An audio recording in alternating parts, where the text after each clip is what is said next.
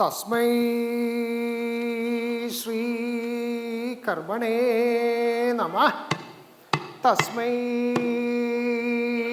കർമ്മണേ നമഃ. തസ്മൈ കർമ്മണേ നമഃ. താൻ എന്താടോ ഇവിടെ കുറെ നേരമായല്ലോ, എന്തൊക്കെയോ ചെയ്യണേ, ഇപ്പൊ എന്തൊക്കെയോ വിളിച്ചു പറയണുണ്ടെന്നല്ലേ ഇപ്പൊ ആലോചിച്ചത്? ഒന്നുമില്ല, വളരെ ലളിതാണ്. എന്താണ്? കർമ്മത്തിനെ നമസ്കരിക്കണമെന്നാണ് പറഞ്ഞത്. ഇപ്പൊ ഏറിയ നമസ്കാരവും കണ്ടിട്ടുണ്ട്. ഇപ്പൊ ഈയിടെയായിട്ട് എന്തിനേയും നമസ്കരിക്കാന്നായിക്കണു അല്ലേ? ഇനിയിപ്പൊ ഈ കർമ്മത്തിനെയും കൂടി നമസ്കരിക്കണം എന്നാണോ പറയണത്? അതെ, ഇപ്പൊ ഈ കാലഘട്ടമൊക്കെ എടുത്ത് നോക്കുമ്പോ കർമ്മത്തിനെ നമസ്കരിക്കുന്നത് ഇത്തിരി നന്നായിരിക്കും എന്നാണ് തോന്നണത്. ഇപ്പൊ 38 കോടി ദൈവങ്ങള്, ഇത്ര അധികം പ്രാർത്ഥനാലയങ്ങള്, ഇതൊക്കെ ഉണ്ട്. അതൊക്കെ വേണ്ടെന്ന് വെച്ചിട്ട് ഇപ്പൊ കർമ്മത്തിന്റെ പിന്നാലെ പോകാനാണോ പറയണേ? അങ്ങനെയൊന്നും പറഞ്ഞില്ല. അതൊക്കെ നല്ല കാര്യങ്ങൾ തന്നെ. ഇപ്പൊ പ്രാർത്ഥനാലയങ്ങളുടെ കാര്യം എടുത്ത് നോക്കുകയെന്ന് വെച്ച് കഴിഞ്ഞാല് ഇപ്പൊ ഇങ്ങനെ കാല് തട്ടിയിട്ട് നടക്കാൻ പറ്റാണ്ടായിരിക്കണു പ്രാർത്ഥനാലയങ്ങൾ തട്ടിയിട്ടേ. അത് ഇപ്പൊ മലയാളി സമാജം പോലെ ആയിട്ടുണ്ടോ എന്നൊരു സംശയമുണ്ട് അല്ലേ? ഇപ്പൊ എല്ലാ മുക്കിലും മൂലയിലും മലയാളി സമാജം. എന്താ, ഒരു സമാജം തുടങ്ങും, അവിടെ ഇങ്ങനെ കുറച്ച് പേര് വരും, മൃഷ്ടാന ഭോജനം കഴിക്കും. കുറച്ചങ്ങോട്ട് ഇവിടെ എത്തുമ്പോ ഒരു ഏമ്പൊക്കെ ഇട്ടിട്ടൊരു ചിന്തയാണ്, ഹേയ് ഇവിടത്തെ അവിയൽ അങ്ങടെ ഇഷ്ടായില്ല എന്നൊരു തോന്നല്. എന്നാ ശരി, എന്നാ അവിയൽ പോലത്തെ വേറൊരെണ്ണം ഉണ്ടാക്കാം എന്ന് പറഞ്ഞിട്ട് വേറൊരെണ്ണം തുടങ്ങുകയായി. അപ്പൊ അങ്ങനെ വേറൊരു ഇത്. എന്നാലോ അത് കഴിഞ്ഞ് കുറച്ച് നാൾ കഴിയുമ്പോൾ അവരുടെ ചെന്ന് അവിടെ കൂട്ടുകറി ശരിയായില്ല എന്നൊരു തോന്നല, ഉടനടി കൂട്ടുകറി ഉണ്ടാക്കാനായിട്ടൊരു സംഘം ഉണ്ടാക്കുകയായി. അപ്പൊ പറഞ്ഞു വരുന്നത് എന്താ വെച്ചാൽ ഇതൊന്നും വിഷമില്ല, അതൊക്കെ അതിൻ്റെതായിട്ടുള്ള കർമ്മത്തിന് വേണ്ടിയിട്ട് ചെയ്യുന്ന കാര്യങ്ങളാണ്, അതിനൊന്നൊരു വൈഷമ്യമില്ല. അപ്പൊ താൻ പറഞ്ഞു വരുന്നത് ഈ ത്രിമൂർത്തികളെക്കാളൊക്കെ കൂടുതലാണെന്നാണ്. അങ്ങനെയൊന്നും പറഞ്ഞില്ല. ത്രിമൂർത്തികളുടെ കൂടെ അതുപോലൊക്കെ തന്നെ ഈ കർമ്മത്തിനെ ഒന്ന് നമസ്കരിക്കുന്നത് നന്നായിരിക്കും എന്നാണ് പറഞ്ഞത്. അതെന്താ അപ്പം അതിങ്ങനെ? അതിപ്പോൾ പറഞ്ഞു തരാം. എന്താന്ന് വെച്ച് കഴിഞ്ഞാല് ശ്രദ്ധിച്ച് കേൾക്കണം. കുറച്ച് വളരെ ചുരുക്കിയിട്ടാണ് ഇതൊക്കെ പറയണതേ. അപ്പൊ ശ്രദ്ധിച്ച് കേട്ട് കഴിഞ്ഞാലേ മനസ്സിലാവുള്ളൂ. എന്താ, ഇപ്പൊ ത്രിമൂർത്തികൾ ആരൊക്കെയാ? ബ്രഹ്മാവ്, വിഷ്ണു, പരമശിവൻ അല്ലേ? ഇവരുടെയൊക്കെ കാര്യം എടുത്ത് കർമ്മം എടുത്ത് നോക്കിക്കഴിഞ്ഞാൽ എന്താ, ബ്രഹ്മാവിൻ്റെ സൃഷ്ടി, വിഷ്ണുവിൻ്റെ സ്ഥിതി, പരമശിവന്റെ സംഹാരം അല്ലേ? അപ്പൊ ഇവരുടെ കാര്യം എടുത്ത് ഞാൻ എല്ലാം വളരെ ക്ഷിപ്തമായിട്ട് പറഞ്ഞുതരാം. അപ്പൊ ബ്രഹ്മായേന കുലാലവന്യമിതോ ബ്രഹ്മാണ്ട ഭാണ്ഡോദരേ വിഷ്ണുര്യേന ദശാവതാരഗഹനേ ക്ഷിപ്തോ മഹാസങ്കടേ ശംഭുര്യേന കപാലപാണിപുടകോ ഭിക്ഷാടനം സേവതേ സൂര്യോ ബ്രാഹ്മതി നിത്യമേവ ഗഗനേ തസ്മൈ നമഃ കർമ്മണേ. ഇപ്പൊ എല്ലാം മനസ്സിലായിണ്ടാവും എന്ന് വിചാരിക്കണു ഇല്ലേ? മനസ്സിലായില്ലേ? മനസ്സിലായോ? ഇവിടെ ഇരിക്കണ കണ്ടിട്ട് എല്ലാം മനസ്സിലായിട്ടുള്ള പോലെയുണ്ട് ഇല്ലേ? ഇവിടെ ഇരിക്കണത് ഇപ്പൊ ഇവിടെ വന്നപ്പോഴാണ് ഒരു ചെറിയൊരു ന്യൂനമർദ്ദം ഇവിടെ അനുഭവപ്പെട്ടിട്ടുണ്ടെന്ന് തോന്നുന്നുണ്ട്. എന്താ, ഈ ഉള്ള വായു മുഴുവൻ ഇങ്ങനെ പിടിച്ചിട്ട് ഇങ്ങനെ ഇരിക്കുകയാണേ. അപ്പൊ അത് കാരണം ഒരു ചെറിയൊരു ന്യൂനമർദ്ദം ഉണ്ട് ഇവിടെ. മനസ്സിലായിട്ടില്ല എന്ന് തോന്നുന്നുണ്ട്. ഇവിടെ ആർക്കാ മനസ്സിലായിട്ടുള്ളത്? ഉണ്ണിക്കുട്ടൻ്റെ കൂടെ. എന്നിട്ട് എന്താണ് ഇപ്പൊ മനസ്സിലായത്? ഒന്നും മനസ്സിലായില്ല എന്നാ പറയണേ. ഇരിപ്പൊക്കെ കണ്ടപ്പോ ഞാൻ വിചാരിച്ചു വലിയ ഗമയുണ്ട്, എന്തൊക്കെയോ മനസ്സിലായിട്ടുണ്ടെന്ന് വിചാരിച്ചു. അപ്പൊ എല്ലാം വിശദീകരിച്ച് തരാം. ത്രിമൂർത്തികളുടെ കാര്യമല്ല തുടങ്ങി വെച്ചത്. അപ്പൊ ബ്രഹ്മാവിന്റെ കാര്യത്തിൽ നിന്ന് തന്നെ തുടങ്ങാം. എന്താ, ബ്രഹ്മായേന കുലാലവന്യമിതോ ബ്രഹ്മാണ്ട ഭാണ്ഡോദരേ എന്ന് പറഞ്ഞു കഴിഞ്ഞാൽ എന്താ, ഈ ബ്രഹ്മാവും കുലാലവനും ഏകദേശം കർമ്മം കൊണ്ട് ഒരേപോലെയാണെന്നാ പറയണത്. എന്താ അത്? ഈ കർമ്മം, അവരുടെ രണ്ടുപേരുടെയും കർമ്മം എന്താ? സൃഷ്ടി. അല്ല, ഇപ്പൊ ബ്രഹ്മാവ് എന്നൊക്കെ പറഞ്ഞിട്ട് കേട്ടിട്ടുണ്ട്. പക്ഷെ ഈ കുലാലവൻ ആരാന്ന് മനസ്സിലായില്ലല്ലോ. മനസ്സിലായോ? മനസ്സിലായോ? ഇതൊക്കെ ആർക്കും മനസ്സിലായില്ല. കുലാവനെന്ന് മനസ്സിലായില്ല? കോശവൻ. മുഖത്ത് നോക്കിയിട്ട് ആക്ഷേപിച്ചതാണെന്ന് വിചാരിക്കരുത്. കുലാലവന്റെ അർത്ഥം പറഞ്ഞതാണ്. അപ്പോ ഈ കോശവൻ എന്ന് പറഞ്ഞു കഴിഞ്ഞാല് അപ്പൊ താൻ പറഞ്ഞു വരുന്നത് ഈ ബ്രഹ്മാവിനെയും കോശവനെയൊക്കെ ഒരേ കൂട്ടിലാക്കാന്നാണോ? അതങ്ങനെയൊന്നും പറഞ്ഞില്ല കേട്ടോ. അങ്ങനെയൊന്നും വ്യാഖ്യാനിക്കരുത്. അവരുടെ പ്രവർത്തികളിൽ കുറച്ച് സാമ്യമുണ്ട് എന്നൊരു തോന്നല്. അത് മാത്രല്ല, ഈ ഇവരുടെ പ്രവർത്തികളൊക്കെ ഉണ്ടല്ലോ, കുറച്ച് വ്യത്യാസമുണ്ട്. പക്ഷെ സാമ്യത്തിന്റെ കാര്യം ആദ്യം പറയാം. എന്താ? ഈ ബ്രഹ്മാവും കോശവനും എന്തുകൊണ്ടാണ് ഉണ്ടാക്കണത്? ഇതിങ്ങനെ ഉണ്ടാക്കിയ ബ്രഹ്മാവിന്റെ പരിപാടി എന്താ? കർമ്മം എന്ന് പറഞ്ഞു കഴിഞ്ഞാൽ ദേ ഇരിക്കണ കണ്ടില്ലേ, എത്ര എണ്ണ ഇരിക്കണ.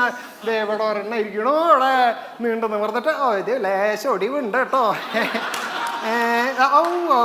ദേ അയ്യോ ദേ ഉണ്ണിക്കുട്ടിയല്ലേ ഇവിടെ വെക്കണേ. ഇങ്ങനെ ഇത്യാദി എല്ലാ തരത്തിലുള്ള ആൾക്കാരും ഉണ്ട് അല്ലേ? എന്നാല് കൊശവനും ഇതേപോലൊക്കെ തന്നെയാണ്. കാലത്തോട്ട് വൈകുന്നേരം വരെ ഉണ്ടാക്കലല്ലേ, ആൾക്കാരല്ലാന്ന് മാത്രം അല്ലേ? എന്താണ് ഉണ്ടാക്കണേ? ചട്ടി, കലം, കുടം, ഇങ്ങനെയായിട്ട് കുറേ സാധനങ്ങൾ ഉണ്ടാക്കുകയാണ്.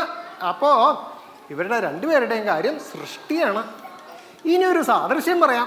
വിഷമം വിചാരിക്കരുത് ഇവരെ രണ്ടുപേരെയും ഒരേ കൂട്ടിലാക്കണേല്. എന്താണ് സാദൃശ്യം? ഇവർ രണ്ടുപേരും പഞ്ചഭൂതങ്ങളെ കൊണ്ടാണ് ഇതുണ്ടാക്കണത്. ഇതൊക്കെ കണ്ടില്ലേ പഞ്ചഭൂതങ്ങളെ കൊണ്ട്. ഇപ്പോൾ കൊശവന്റെ കാര്യം നോക്കുകയെന്ന് വെച്ച് കഴിഞ്ഞാലോ, കൊശവന്റെ കാര്യം ഇതൊക്കെ തന്നെയാണ്. ഭൂമി, ജലം, അഗ്നി, വായു, ആകാശം ഇതൊക്കെ തന്നെയാണ് കൊശവന് ഉപയോഗിക്കുന്നത് അല്ലേ? ഭൂമി മണ്ണൊക്കെ എടുത്തിട്ട് കുഴച്ച് ഒരു ഷേപ്പൊക്കെ ആക്കിയിട്ട് എന്നിട്ട് ഉണക്കാൻ വയ്ക്കും, എന്നിട്ട് ചൂളക്കി വയ്ക്കും അഗ്നി അല്ലേ? എന്നിട്ട് ആകാശത്ത് ഇങ്ങനെ വെച്ച് ഉണക്കിയിട്ടാണ് ഇത് കൊടുക്കുക. അപ്പോൾ എല്ലാം ഒരേപോലെ ആയോ? അപ്പൊ തോന്നുന്നുണ്ടാവും ഇത് വേണ്ടായിരുന്നില്ല, ഇയാളെ വിളിക്കേണ്ടിയിരുന്നില്ല. ഇതിപ്പോ പറഞ്ഞു ബ്രഹ്മാവിനെയും കൊശവനെയൊക്കെ ഒരേപോലെ. എന്നാ ഞാൻ ഇത്തിരി വ്യത്യാസം പറഞ്ഞു തരാം. എന്താ വ്യത്യാസം പറഞ്ഞു തരണോ? എന്ന് വെച്ച് കഴിഞ്ഞാൽ വ്യത്യാസം എന്ന് പറഞ്ഞു കഴിഞ്ഞാൽ ഈ ബ്രഹ്മാവൊക്കെ ഉണ്ടാക്കിയിട്ടുള്ള ആൾക്കാർ ഇവിടെ ഇങ്ങനെ നിൽക്കണ്ടല്ലോ, ഇവരുടെയൊക്കെ ഉപയോഗം കഴിഞ്ഞ് കഴിഞ്ഞാൽ എന്താ ഉണ്ടാവുക? മൂക്കിലൊക്കെ പഞ്ഞി വെച്ച് കാലൊക്കെ കൂട്ടി കെട്ടിയിട്ട് ഇങ്ങനെ നീലിക്കിട്ടാണ് അല്ലേ? എന്നാല് കൊശവന്റെ കാര്യത്തിൽ അങ്ങനെയല്ല. ഈ ഉപയോഗം തുടങ്ങണേക്കാളും മുമ്പ് തന്നെ തീയിലിടണം, എന്നാലേ ഉപയോഗിക്കാൻ പറ്റുള്ളൂ അല്ലേ? അപ്പൊ പറഞ്ഞു വന്ന് ഇപ്പൊ ആലോചിക്കണത് എന്താ? ഇയാള് മിക്കവാറും ഒരു ബ്രഹ്മാവിനെ ഒരു വശത്താക്കിയിട്ടുണ്ട് അല്ലേ? പക്ഷെ വിഷ്ണു അങ്ങനെ ആവാൻ ഒരു വഴിയില്ല. എന്താ? വിഷ്ണു ഭയങ്കര ശക്തനൊക്കെ അല്ലേ? വിഷ്ണുവിന്റെ കാര്യം പറയാൻ വെച്ച് കഴിഞ്ഞാൽ മഹാസങ്കടാണ്. എന്താണ്? വിഷ്ണുര്യേന ദശാവതാരഗഹനേ ക്ഷിപ്തോ മഹാസങ്കടേ എന്ന് പറഞ്ഞ എന്താ? വിഷ്ണുവിന്റെ കർമ്മം എന്ന് പറഞ്ഞാൽ എന്താ? സ്ഥിതി അല്ലേ? അപ്പൊ ലോകപരിരക്ഷയ്ക്ക് വേണ്ടിയിട്ട് അദ്ദേഹം തൽസ്വരൂപത്തിലും മറ്റ് അനവധി വേഷങ്ങളില് അവതാരങ്ങളിൽ വന്നിട്ടുണ്ട് ഇല്ലേ? അപ്പൊ ആദ്യത്തെ അവതാരം എന്താ? മിടുക്കൻ പഠിച്ചിട്ടാ വന്നേക്കണേ. ഞാൻ കണ്ടു, അവിടെ ഇരുന്നിട്ട് നോക്കിയിരുന്നു. ഇനിയിപ്പൊ ഇയാൾ എന്തെങ്കിലും എൻ്റെ അടുത്ത് ചോദിച്ചു കഴിഞ്ഞാല് അത് നാട്ടുകാരുടെ മുമ്പിലാണ്. ആരൊക്കെയാ വന്നേക്കണേ? സുന്ദരിമാരൊക്കെ ഉണ്ട്, അവരൊക്കെ മുന്നിൽ നാശാകുമോ എന്നുള്ളതാണ് പേടി അല്ലേ? അപ്പൊ മത്സ്യം ഇത്ര നേരം ഉറങ്ങി കിടക്കായിരുന്നു കേട്ടോ അവിടെ. മത്സ്യം കേട്ടപ്പോ പൊരിച്ചതാണോ ഇനിയിപ്പോ വറുത്തതാണോ എന്നാണ് ചിന്ത അല്ലേ? ഇത് രണ്ടും അല്ല. മഹാവിഷ്ണുവിന്റെ അവതാരത്തിനെ കുറിച്ചിട്ടാണ് പറഞ്ഞത്. അപ്പൊ ഈ മത്സ്യത്വം ആയിട്ട് അവതരിച്ചത് എന്തിനു വേണ്ടിയിട്ടാ? മത്സ്യത്തിന് അവതാരം എടുത്തു വന്നത് ഈ പണ്ടൊക്കെ ഉണ്ടല്ലോ, ഈ വായനശാലയിലൊന്നല്ല ഈ ഇതുണ്ടായിരുന്നത്, വേദങ്ങളും മന്ത്രങ്ങളും അതുണ്ടായിരുന്നത് ബ്രഹ്മാവിൻ്റെ അടുത്താണ്. അങ്ങനെ ബ്രഹ്മാവിൻ്റെ അടുത്ത് ഇങ്ങനെ ഇരിക്കുന്ന സമയത്ത് ഹൈഗ്രീവൻ എന്ന് പറഞ്ഞിട്ട് ഏകദേശം ഇതേപോലെയുള്ളൊരു അസുരനാണ്. ഹൈഗ്രീവൻ എന്ന് പറഞ്ഞിട്ടുള്ള ഒരു അസുരൻ വന്നിട്ട് ഇതൊക്കെ തട്ടിക്കൊണ്ടുപോയി. ഏത്? വേദങ്ങളും മന്ത്രങ്ങളും. അല്ല, ഹൈഗ്രീവൻ എന്നുള്ളതൊക്കെ പേര് ഇപ്പം ഇട്ട് കഴിഞ്ഞിട്ടുണ്ടെങ്കിൽ കുട്ടികൾ സഹിക്കുമോ? കുട്ടികൾക്ക് ഇങ്ങനെ ഒരു ചെറിയൊരു ആവുതായി കഴിഞ്ഞിട്ടുണ്ടെങ്കിൽ അവർ തല്ലി കൊല്ലും ഇല്ലേ? പണ്ടൊക്കെയാന്ന് വെച്ച് കഴിഞ്ഞിട്ടുണ്ടെങ്കിൽ ഈ പേര് ഇതൊന്നുമല്ല. ഹൈഗ്രീവൻ, സുഗ്രീവൻ, ഘടോൽക്കജൻ, എന്നൊക്കെ പറഞ്ഞിട്ട് എന്തൊക്കെ പേരുകളാ. ചില പേരുകളുണ്ട്. ഹരിഹരസുതനാനന്ദ ചിത്തനയ്യനയ്യ. ഇതിപ്പോൾ അരമണിക്കൂർ മുമ്പ് വിളിച്ചു തുടങ്ങണം, എന്നാലേ അവിടെ വിളി കേൾക്കുള്ളൂ അല്ലേ? അപ്പം അങ്ങനെ ഇത്യാദി പേരുകളൊക്കെ ആയിരുന്നു പണ്ട്. പക്ഷെ ഇപ്പം ഒന്നും അങ്ങനെയല്ല കേട്ടോ. ഇപ്പം എങ്ങനെയാന്ന് വെച്ച് കഴിഞ്ഞാൽ അതിനൊക്കെ ഒരു സൂത്രമായിട്ടുണ്ട്. എന്തിനിപ്പോൾ ഒരു സൂത്രമല്ലേ? ഇപ്പോഴത്തെ കാര്യം എന്ന് പറഞ്ഞു കഴിഞ്ഞാൽ അച്ഛൻ്റെ പേരിൻ്റെ ആദ്യത്തെ അക്ഷരം, അമ്മയുടെ പേരിൻ്റെ ആദ്യത്തെ അക്ഷരം, ഇത് ആയി കഴിഞ്ഞാൽ എന്തായി? പേരായി അല്ലേ?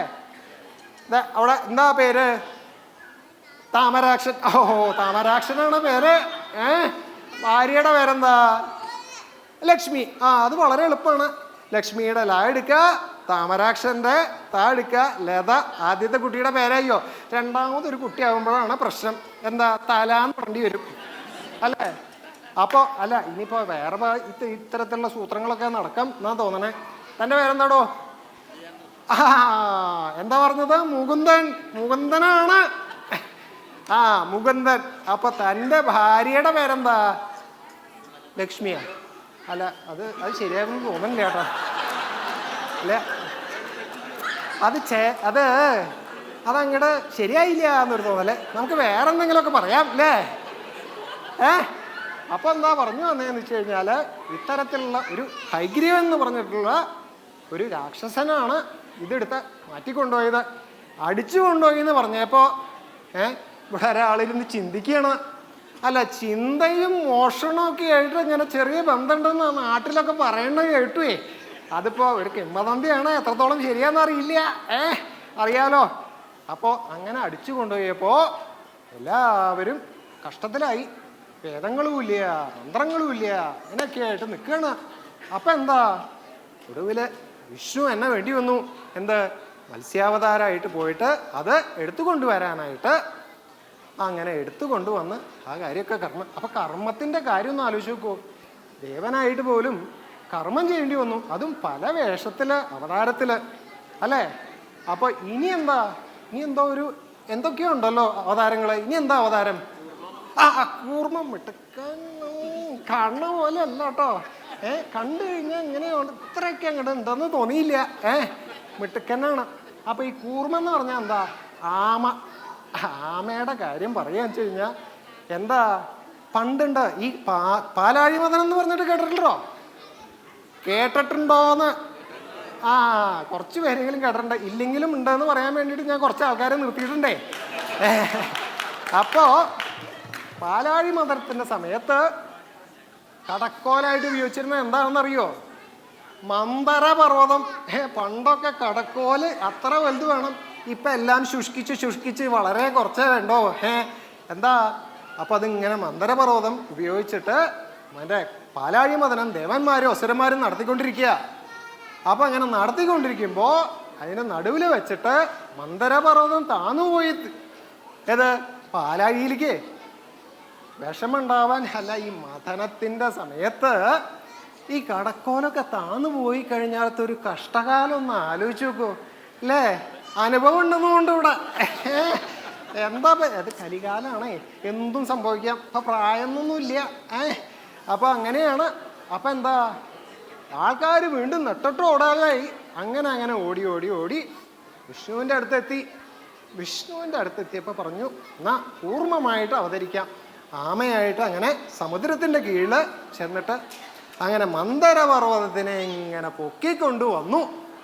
അപ്പൊ ഈ ഇങ്ങനെ അടിയിന്ന് താങ്ങി കൊണ്ടുവരണേൻ്റെ ഒരു സുഖം അപ്പോഴാണ് എല്ലാവർക്കും മനസ്സിലായത്. ഇത് പണ്ടത്തെ പോലെയൊന്നുമല്ല. പണ്ടും ഇങ്ങനെയൊക്കെ തന്നെയായിരുന്നു എന്നാണ് പറയണത്. അപ്പൊ അങ്ങനെ ഓരോരോ കാര്യങ്ങൾക്കും ഓരോരോ അവതാരങ്ങൾക്കുമായിട്ട് ഓരോരോ കർമ്മമുണ്ട് എന്നാണ് പറയുന്നത്. അപ്പൊ കർമ്മത്തിന് പ്രാധാന്യമില്ലേ? ഉണ്ട്, വളരെ പ്രാധാന്യമുണ്ട്.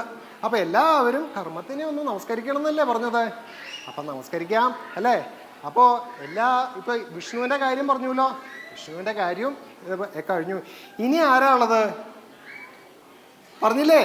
പരമശിവൻ. പരമശിവന്റെ എന്താ? പരമശിവന്റെ കർമ്മം എന്ന് പറയുന്നത് സംഹാരാണ് അല്ലേ? സംഹാരം എന്ന് പറഞ്ഞാൽ എന്താ? ഇല്ലാണ്ടാക്കുക അല്ലേ? പരമശിവൻ മാത്രമല്ല കേട്ടോ, പരമശിവന്റെ കുറേ അസുരഗണങ്ങളുണ്ട്. അവരൊക്കെ കൂടിയാലേ ഇത് സംഹാരം നടക്കുള്ളൂ. ഇപ്പോഴാന്ന് വെച്ച് കഴിഞ്ഞിട്ടുണ്ടെങ്കിൽ പരമശിവന്റെ ഈ അസുരഗണങ്ങളൊക്കെ ഉണ്ടല്ലോ, അവരൊക്കെ ഇപ്പൊ നാട്ടിലുണ്ട്. ഇപ്പൊ നാട്ടിൽ പോയിട്ട് അവർക്ക് പേരും നാളും കൊടുത്താൽ മതി. കുറച്ച് കാശും കൊടുത്തു കഴിഞ്ഞാൽ ദേ ഇന്നയാളെ തട്ടിക്കൊള്ളോട്ടോ എന്ന് പറഞ്ഞു കഴിഞ്ഞാൽ നാളെ കാണില്ല അയാളെ, അല്ലേ? അപ്പൊ അങ്ങനെ ആയിക്കണു. അപ്പൊ പരമശിവന്റെ കാര്യത്തിൽ പറയാന്ന് വെച്ച് കഴിഞ്ഞിട്ടുണ്ടെങ്കിൽ ശംഭുര്യേന കപാലപാണി പുടകോ ഭിക്ഷാടനം സേവതേ എന്ന് വെച്ച് കഴിഞ്ഞാൽ എന്താ, ഈ ജടയും മരവുരിയൊക്കെ ആയിട്ട് ഇങ്ങനെ നടക്കുകയാണ് ഏത് പരമശിവൻ. അപ്പൊ പരമശിവന്റെ കാര്യം പറയുകയാണെങ്കിൽ ഈ സംഹാരത്തിന് പുറമേ ഭിക്ഷാടനം ബാക്കിയുള്ളത് അത് കർമ്മഫലമാണ്. അതൊക്കെ പറയാൻ നിന്ന് കഴിഞ്ഞാൽ കുറേ നേരം വേണ്ടി വരും. പക്ഷേ ഈ കർമ്മം ചെയ്യാണ് പരമശിവന്റെയും ഒരു കാര്യമുള്ളത്. അപ്പൊ എന്താ, എല്ലാവർക്കും കർമ്മം ചെയ്യണം എന്നായിട്ടുണ്ട് ഇല്ലേ? അപ്പൊ ഈ കർമ്മം ചെയ്താൽ മാത്രം പോരാ, അല്ലേ? നല്ല കർമ്മമായിട്ട് വരണം, അല്ലേ? അത് കർമ്മം എല്ലാം ശരിക്ക് എല്ലാം അവസാനിക്കണം, അതിൽ നിന്ന് എല്ലാം നല്ലത് ഉണ്ടാവണം, അഭിവൃദ്ധി ഉണ്ടാവണം എന്നാണ് പറയുക. ഇപ്പൊ ഈ വിഷ്ണുവിന്റെ കാര്യം പറഞ്ഞില്ലേ, എല്ലാ അവതാരങ്ങളും. ഇപ്പൊ മനുഷ്യന്റെ കാര്യം എന്താ, വലിയ വ്യത്യാസമൊന്നുമില്ല. എത്ര അവതാരങ്ങളാണെന്നറിയോ? കാലത്ത് എണീറ്റ് കഴിഞ്ഞിട്ടുണ്ടെങ്കിൽ അയ്യോ, ചില അവതാരങ്ങൾ കണ്ടു കഴിഞ്ഞാൽ കാലത്ത് അങ്ങോട്ട് കിടക്കാന്നങ്ങോട്ട് വരണ കണ്ടു കഴിഞ്ഞാൽ പേടിയാവും, ഇല്ലേ? അപ്പോൾ അത് കഴിഞ്ഞ് കഴിഞ്ഞിട്ടുണ്ടെങ്കിൽ എന്താ, ഉടനെ പോയിട്ട് എന്തെങ്കിലുമൊക്കെ ഉണ്ടാക്കലായി കഴിക്കാൻ വേണ്ടിയിട്ടേ, അതൊരു അവതാരം. അത് കഴിഞ്ഞിട്ട് പിന്നെന്താ, കുറച്ച് കഴിഞ്ഞപ്പോൾ കുട്ടികളെ സ്കൂളിലേക്ക് കൊണ്ടുപോകാനൊക്കെ ആയി, അതൊരവതാരം. അത് കഴിഞ്ഞിട്ടോ ഇങ്ങനെ ജോലി സ്ഥലത്ത് പോയി കഴിഞ്ഞാൽ താൻ അത് ചെയ്തോടോ ഇത് ചെയ്തോടോ എന്നൊക്കെ ചോദിച്ചിട്ട് ആക്രോശം. പുലിയാണ്, പുലി. പക്ഷെ ഈ പുലി ഉണ്ടല്ലോ, വൈകുന്നേരം വീട്ടിലെത്തിക്കഴിഞ്ഞാൽ വേറൊരു അവതാരമുണ്ട്. എന്താ, ആ പുലിയുടെ മുകളിലൊരു ദുർഗയിരിക്കുന്നുണ്ടാവും, ഭാര്യയെ. അത് വേറൊരു അവതാരം. അങ്ങനെ ഇത്തരം അവതാരങ്ങളെ കൊണ്ട് എല്ലാം ഈ കർമ്മം നിറവേറ്റി വന്നിരിക്കുന്ന മനുഷ്യന്മാര്. എന്നാൽ ഇപ്പൊ പറഞ്ഞു വരുന്നത് എന്താന്ന് വെച്ച് കഴിഞ്ഞാൽ, ഇപ്പൊ സൂര്യന്റെ ചന്ദ്രന്റെയൊക്കെ കാര്യം നോക്കുമോ. സൂര്യോ ഭ്രാമ്യതി നിത്യമേവ ഗഗനേ എന്ന് പറഞ്ഞു കഴിഞ്ഞാൽ എന്താ, സൂര്യന് രാത്രിയും പകലൊന്നുമില്ല, ഇങ്ങനെ ജ്വലിച്ചുകൊണ്ടേയിരിക്കുകയാണ്. അതാണ് സൂര്യന്റെ കർമ്മം, അല്ലേ? അപ്പോൾ അതുപോലെ എല്ലാവരും കർമ്മം ചെയ്യണം. പക്ഷേ ഇപ്പോഴത്തെ പുതിയ തലമുറയുടെ കാര്യം ഒന്ന് ആലോചിച്ച് നോക്കൂ. കർമ്മം അങ്ങട് ശരിയായിട്ട് അങ്ങട് ചെയ്യുമെന്ന് തോന്നണില്ല. കാലത്ത് എണീറ്റ്, കാലത്തൊന്നും എണീക്കലില്ല. ഇപ്പോൾ ഏത് തോന്നിയ നേരത്തെ എണീറ്റ് വരുന്ന സമയത്ത് ഉള്ള ആകെ ഉള്ളൊരു ചിന്ത എന്താ, ഉണ്ണുക, ഉറങ്ങുക. പിന്നെ ചില ബിരുദന്മാരുണ്ട്, അവരുടെ മനസ്സിൽ ഉണ്ണി ഉണ്ടാക്കുക എന്നൊരു ചിന്തയും കൂടി ഉണ്ട്. അപ്പോൾ ഈ തരം ചിന്തകൾ മാത്രമല്ലോ. പിന്നെയോ ഇതൊക്കെ കഴിഞ്ഞിട്ട് കിട്ടുന്ന സമയത്തിൽ ഇതിങ്ങനെ ഞെരടിയിരിക്കലാണ്. എന്തെങ്കിലും ഉണ്ടോ നോക്കിയിട്ട് അത് കഴിഞ്ഞാൽ ചുണ്ണാമ്പ് തേക്കലാണ്. ഇത് മാത്രമേ ഉള്ളൂ. അപ്പൊ ഞാൻ പറഞ്ഞു വരുന്നത് എന്താന്ന് വെച്ച് കഴിഞ്ഞാൽ, ഈ കർമ്മത്തിനെ നമസ്കരിക്കേണ്ടതായിട്ടിരിക്കണു. എന്തിനു വേണ്ടിയിട്ടാണ്? എല്ലാവർക്കും നല്ല കർമ്മം ചെയ്യാൻ തോന്നിക്കണേ. അങ്ങനെ തോന്നിക്കുന്ന കർമ്മം എല്ലാം മംഗളകരമായിട്ട് അവസാനിക്കാൻ പറ്റണേ. അതിൽ നിന്ന് എല്ലാം അഭിവൃദ്ധിയും എല്ലാവർക്കും ഉണ്ടാവണേന്ന് പ്രാർത്ഥിച്ചുകൊണ്ട്, എല്ലാവർക്കുമായിട്ട് പ്രാർത്ഥിച്ചുകൊണ്ട് തസ്മൈ നമഃ കർമ്മണേ, തസ്മൈ നമഃ കർമ്മണേ, തസ്മൈ നമഃ കർമ്മണേ.